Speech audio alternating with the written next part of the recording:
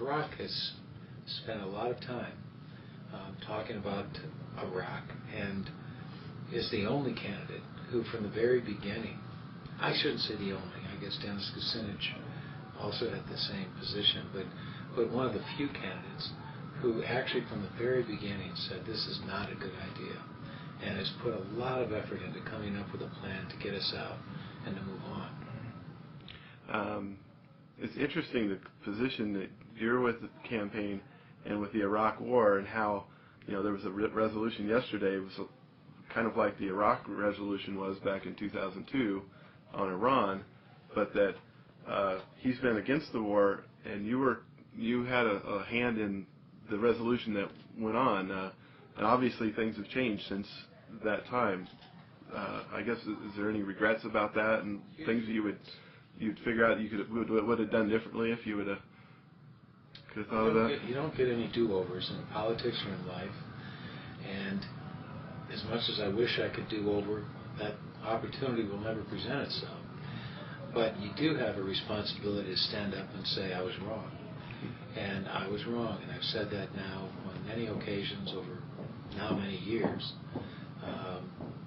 And all you can do after saying you were wrong is do your best to make right that wrong. And I believe by supporting Barack Obama and by engaging on this issue as much as he and we have, that is the best way to right that wrong.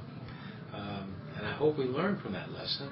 I'm concerned that some who voted the way they did yesterday still haven't learned that lesson. I think it was brought up in debate.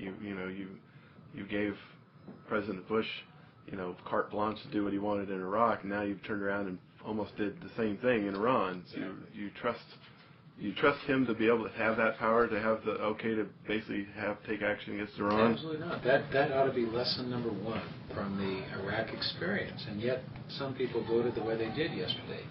Barack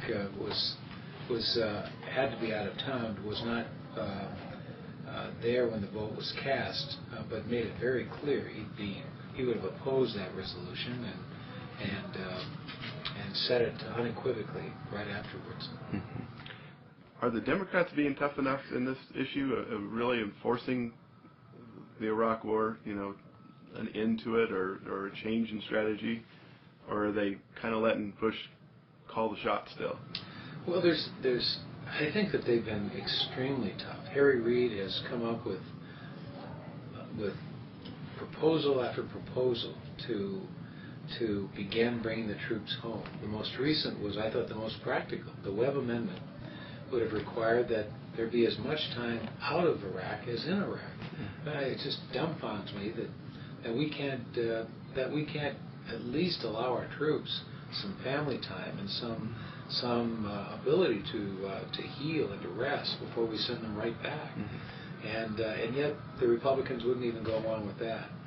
But they've tried everything, end date, cutoff times, everything, and they're going to keep fighting and keep trying. They just don't have that 60 votes. I heard that General Casey, I guess, testified today that the deployment 15 months in country, 12 months out, is not sustainable. And I guess he's Army Chief of Staff, and why wasn't that testimony offered last week, I guess? Exactly. Yeah, it troubles me. The Bush administration has been so misleading up until this very moment with the information that they've not provided or the information that they've twisted and distorted. And here you go again. We've got men's and women's lives on the line, and on fundamental questions about their length of service and the things that we ought to know as we make these decisions, the information is withheld, and decisions are made without having the benefit of it. And I think it's inexcusable. Yeah. The Bush administration is asking for $190 billion more dollars.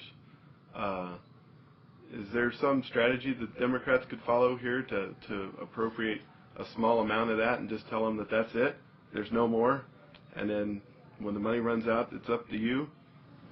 Well, I think that Senator Reid and Speaker Pelosi and others are trying to make that decision right now. Just how do you what encouraged me is that they said that they may not even get to the supplemental this year. And I think that sends a clear message that there are other options on the table than just simply agreeing up or down to another $190 billion. Money that we're borrowing,